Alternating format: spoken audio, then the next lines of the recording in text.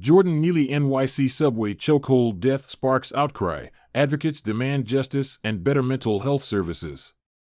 The death of a well-known black street performer, Jordan Neely, on Monday, has sparked public outcry and mounting pressure on New York City authorities to bring the perpetrator to justice. Neely, 30, lost his life after a former Marine, who is white, put him in a chokehold following a verbal altercation that turned physical on the subway. The incident has raised concerns about access to mental health services and the increase in vigilante justice nationally. Neely's death has been ruled a homicide, and the former Marine who put him in the chokehold has been interviewed but not detained.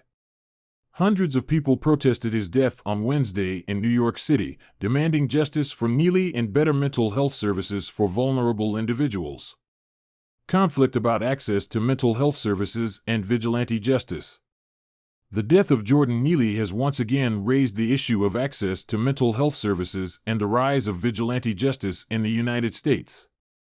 According to witnesses, Neely had been screaming on the train that he was hungry, thirsty, fed up, and ready to die.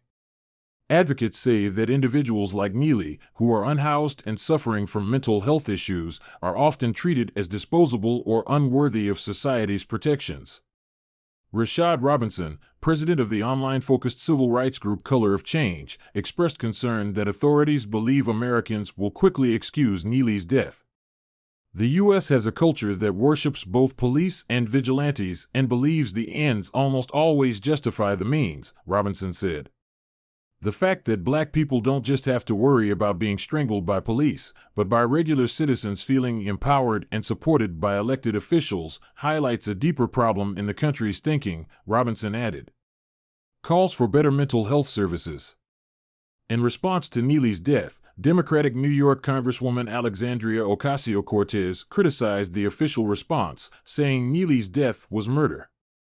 Although the coroner ruled Neely's death a homicide, Mayor Eric Adams refrained from commenting further on the investigation and only mentioned the need for better mental health services.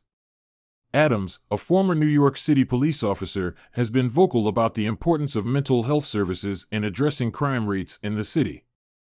Neely's arrest history, including charges of assault and transit fraud, has also raised concerns about the lack of access to mental health services for those in need. Newsweek reported that many of Neely's arrests were for minor violations like having an open container of alcohol. The Manhattan District Attorney's Office said it was investigating Neely's death, and the medical examiner's report, video and photo footage, and additional witness interviews would be reviewed as part of the ongoing investigation.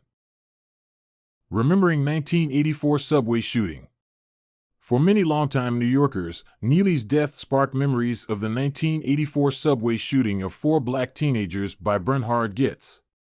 Dubbed the subway vigilante, Goetz, who was white, was convicted only of carrying an unlicensed gun, and the incident came to symbolize the frustration and anger many New Yorkers felt with crime rates across the city.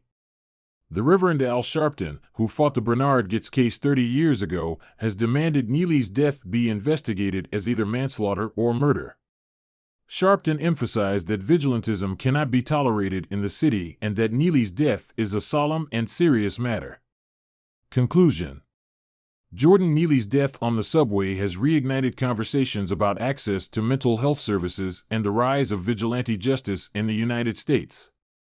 Advocates say that individuals who are unhoused and suffering from mental health issues are often treated as disposable or unworthy of society's protections, and that better mental health services are needed to address the root causes of such incidents. The fact that Neely's death has been ruled a homicide has led to calls for justice and for the perpetrator to be held accountable. New York City authorities are investigating the incident, reviewing evidence and witness testimony, and assessing Neely's mental health history.